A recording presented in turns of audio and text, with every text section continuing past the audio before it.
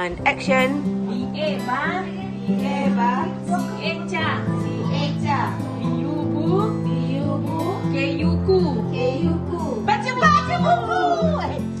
And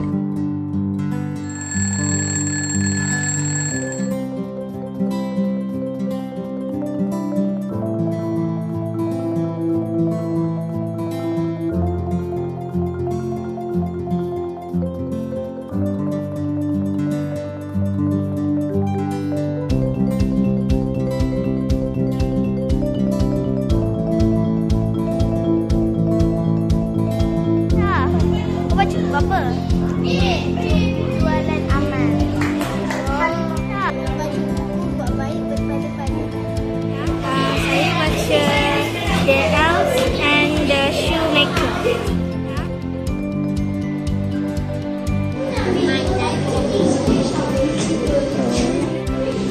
Kucing yang licik. Kualiti X sekolah mengatakan lebih kepada pengurusan. Alhamdulillah, hari ini saya baca buku Sri Kandi Skandar yang benar. Boleh cikgu cerita pasal wajah wanita tu? Boleh sangat. Okey, wajah wanita. Orang perempuan mana yang tak suka cantik kan? Naila nak cantik kan? Cikgu pun nak cantik juga, betul? Buku ini berjudul Sukaneka, Sukan Ragam Permainan Kecil.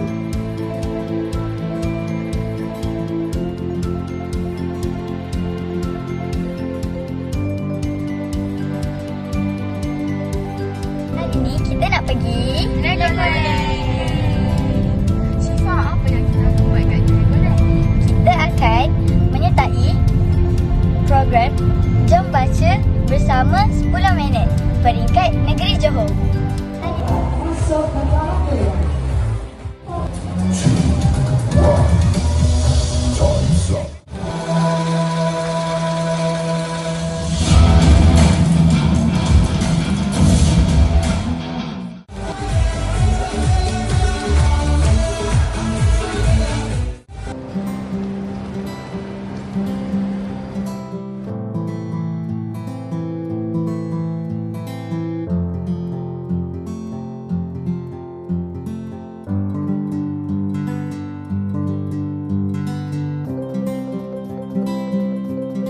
Ni apa? Pancake. Pandai tu. Ni apa? Pastaga. Abang. Ni belajar dengan kapibara Ya. Tak ada comel kan? Bukannya waktu yang 10 minit ni je kita baca. Kita sentiasa membaca. Jadikan amalan. Okey.